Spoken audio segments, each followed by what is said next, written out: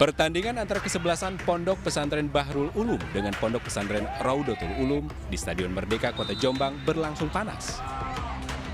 Kedua tim yang tampil pada semifinal Liga Santri Nasional wilayah Jombang ini cenderung bermain keras. Meski tanpa dihadiri penonton, kericuan tetap mewarnai pertandingan. Bahkan menjelang menit akhir, sejumlah aparat keamanan harus masuk ke tengah lapangan karena pemain kedua kesebelasan nyaris baku hantam dan tidak bisa dikendalikan wasit. Wasit yang memimpin pertandingan juga menghadiahkan sanksi kartu merah kepada dua pemain dari kedua kesebelasan. Pertandingan tadi itu apa ada bersih tegang antara kedua pemain?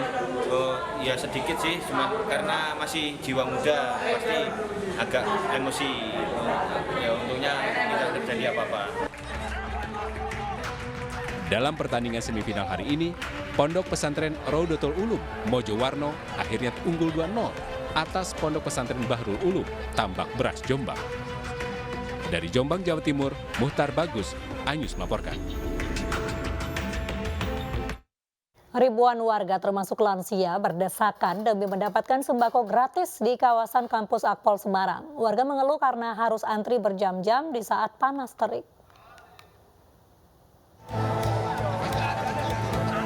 Ribuan orang berdesakan berebut 30.000 paket sembako gratis yang dibagikan dalam rangkaian peringatan Hari Ulang Tahun ke-76 Bayangkara di kampus Akpol Semarang, Jawa Tengah.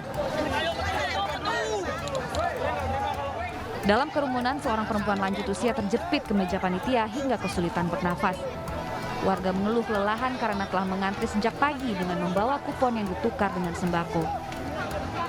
Warga menantikan pembagian sembako ini terlebih di saat harga kebutuhan pokok melonjak, seperti saat ini. Jam 8. Jam 8. Iya. Terus? Aku desa-desaan. Ya kesini. Kesel. Ini dari mana ibunya? Dari Tambak Loro. Tambak Loro. Saya tuh diabetes, kalau ujian-ujian tuh enggak kuat. Emang tadi berdesakan? Berapa lama, Bu? Jam 6 pagi ya. Mulai jam 6 pagi. Terus ini akhirnya dapat ya? Dapat. Dapatnya apa aja? Ini minyak sama dia. Rangkaian acara peringatan Hari Ulang Tahun ke-76 Bayangkara dihadiri Presiden Joko Widodo. Dalam kesempatan ini Presiden Jokowi menyapa warga dan membagi-bagikan baju kaos. Dari Semarang, Jawa Tengah, Taufik Budi, iNews melaporkan. Ratusan orang memblokade jalan di depan Gedung Negara Geraha di Surabaya, Jawa Timur. Masa berunjuk rasa menuntut Holy Wings ditutup selamanya. Jadi saudara kami imannya lebih kuat daripada kami, dan itu kita tidak menginginkan. Ratusan warga dari Aliansi Ulama dan tokoh Jawa Timur berunjuk rasa di depan Gedung Negara Geraha di Surabaya, Selasa siang. Masa membentangkan berbagai poster dan spanduk menuntut kafe Holy Wings ditutup selamanya. Masa aksi memblokade seluruh jalan sehingga akses menuju Gedung Gerahadi terpaksa ditutup.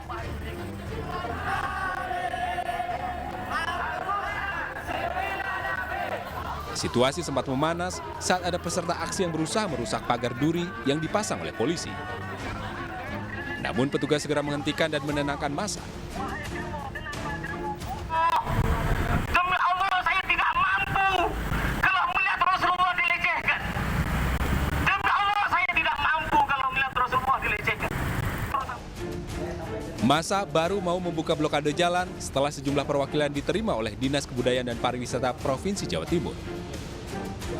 Dalam pertemuan itu, perwakilan massa meminta penegak hukum dan pemerintah Provinsi Jawa Timur menutup Holy Wings secara permanen pasca promo minuman beralkohol yang dinilai menistakan agama. Dari Surabaya, Jawa Timur, Rahmat Ilyasan melaporkan.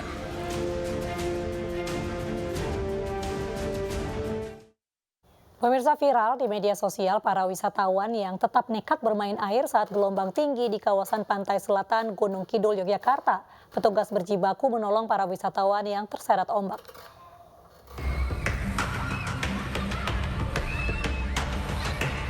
Gelombang tinggi menerjang pantai selatan Gunung Kidul yang membuat panik para wisatawan. Gelombang tinggi menerjang hingga ke warung pedagang maupun gazebo. Wisatawan panik berlarian saat gelombang air menerjang. Barang bawaan hingga alas pun terhempas air. Petugas yang berjaga di pinggir pantai menyelamatkan wisatawan yang hampir saja terseret gelombang saat bermain air di pantai.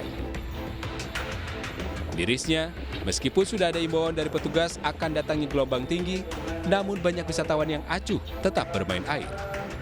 Wisatawan yang mau berkunjung ke Pantai Gunung Kidul, tolong selalu berhati-hati. Apabila mau bermain air, alangkah lebih baik tanya kepada warga masyarakat pesisir maupun petugas yang berjaga di titik-titik objek wisata. Petugas gabungan terus berjaga dan patroli di pinggir pantai. Diprediksi, gelombang tinggi masih akan menerjang kawasan selatan Gunung Kidul selama sebulan ke depan. Dari Gunung Kidul, Yogyakarta, Kismaya Wibowo melaporkan. 15 anak buah kapal motor Sarijaya bertahan di atas kapal usai karam dan terombang-ambing di tengah laut di Kabupaten Konawe Selatan. KM Sarijaya karam setelah bocor.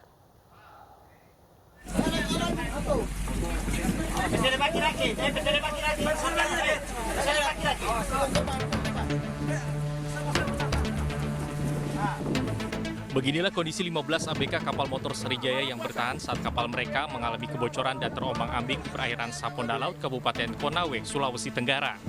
Kepala Kantor Pertolongan dan Pencarian KPP Basarnas Kendari, Aris Sofingi, mengatakan KM Sarijaya bertolak dari pelabuhan kota Kendari menuju perairan Menui, Sulawesi Tengah untuk mencari ikan. Namun baru sampai di sebelah utara perairan Saponda Laut, kapal mengalami kebocoran dan para ABK pun hanya bisa bertahan dengan menggunakan pelampung dan alat seadanya.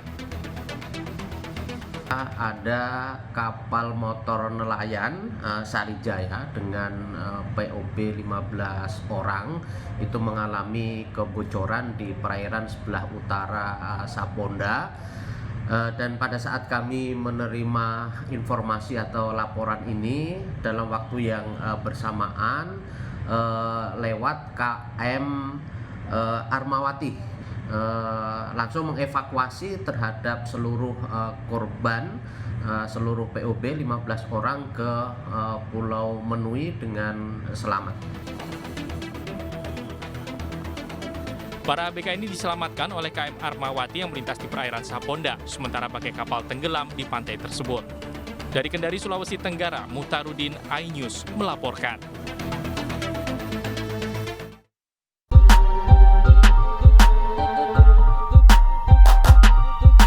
Pemirsa, Organisasi Buruh Internasional dan Ikatan Jurnalis Televisi Indonesia atau IJTI meluncurkan buku keselamatan dan kesehatan kerja bagi para jurnalis televisi dan pekerja media. Panduan itu ditujukan untuk mengurangi risiko kecelakaan bagi jurnalis saat bertugas.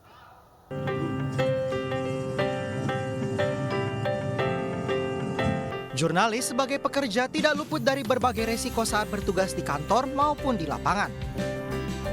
Mulai dari kondisi tidak aman maupun perilaku tidak aman yang bisa mengancam keselamatan dan kesehatan jurnalis saat bertugas. IJTI bersama Organisasi Buruh Internasional atau ILO merilis buku panduan keselamatan dan kesehatan kerja atau K3 demi memberi perlindungan bagi jurnalis televisi. Manajer proyek ILO Abdul Hakim mengatakan buku disusun karena banyaknya resiko bahaya fisik dan psikososial yang ditemui jurnalis dalam bertugas. Media itu penting lah buat kecerdasan bangsa.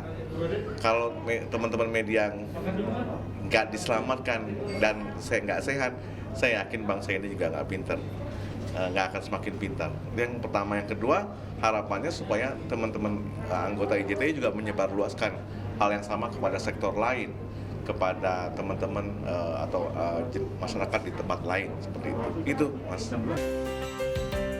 Wakil Ketua Umum IJTI Wahyu Triyogo berharap buku ini bisa menjadi panduan bagi manajemen media televisi dalam menyusun standar kerja yang mengedepankan kesehatan dan keselamatan. Supaya teman-teman dalam menjalankan tugasnya itu lebih safety, kemudian tidak ada lagi yang namanya kecelakaan-kecelakaan atau penyakit-penyakit yang menyertai pada saat teman-teman menjalankan tugas di lapangan. Karena kita tahu jurnalis memiliki tugas dan tanggung jawab yang besar, serta risiko di lapangan yang cukup besar. Mudah-mudahan. Rencananya IJTI akan melakukan roadshow ke perusahaan-perusahaan media untuk mensosialisasikan buku panduan K3 ini. Dari Jakarta, Rizky Iwal, iNews melaporkan.